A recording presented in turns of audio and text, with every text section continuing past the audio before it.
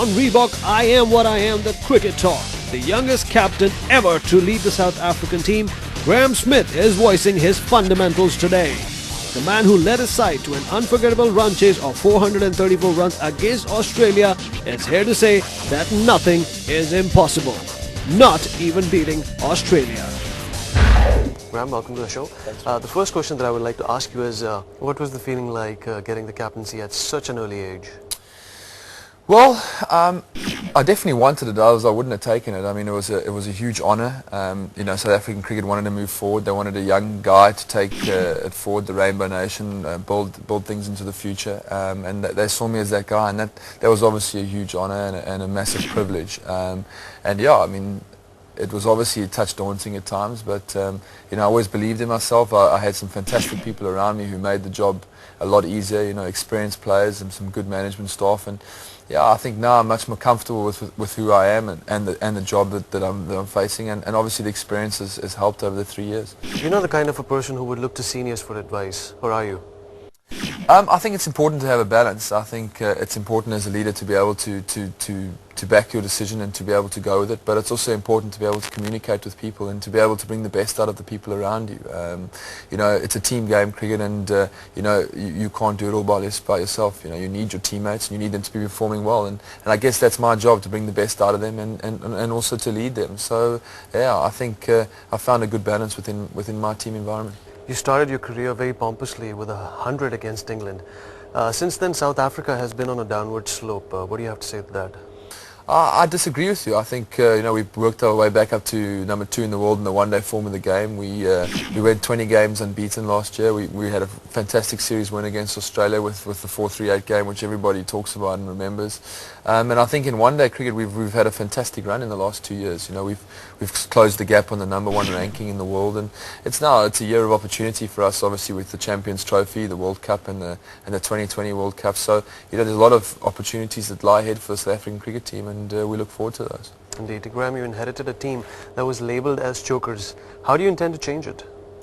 I think it's changing by itself. You know, I think with the results that we've had over the last sort of 2 years, the tight games that we've won, I think you know, it was one person that labelled us a choker, and it's just sort of stuck there. I don't think South Africans are chokers. I think you know, everyone wins and loses their fair share of tight games, and I think it's just up to us now in the big tournaments to really prove that we can handle the pressure and perform well. And there's no doubt in my mind that we've got the players to do that, and we're quite relaxed and enjoying each occasion that comes our way this year.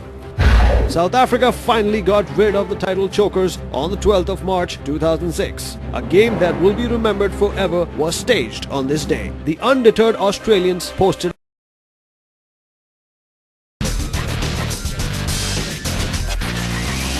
Australia is here to say that nothing is impossible. Not even a lot easier. You know, experienced players and some good management staff. You know, it's a team game, cricket, and you know, you can't do it all by yourself, and also to lead them. So yeah, I think I found a good balance. Worked our way back up to number 2 in the world in the one-day form of the game. We lost sort of 2 years. The tight games that we've won, I think you know, it was one person that. I think it's just up to us now in the big tournaments to really prove that we can runs at the Wanderers Stadium, with captain Ricky Ponting pounding the fences. 134 as we did. It's quite flabbergasting in a lot of ways. I think the most important thing, or the biggest thing for us, was the way it touched the country. You know, when you're bowling second, and you know, when a team, as I say, it was just terrific to be a part of. And you know, we're a team that likes to celebrate wins. I think it's important together and chat. And in the hotel, we have a pretty good rapport. You know, so today the benchmark. Everyone's going to be wanting to chase the benchmark, and I think that's definitely affects you. You know.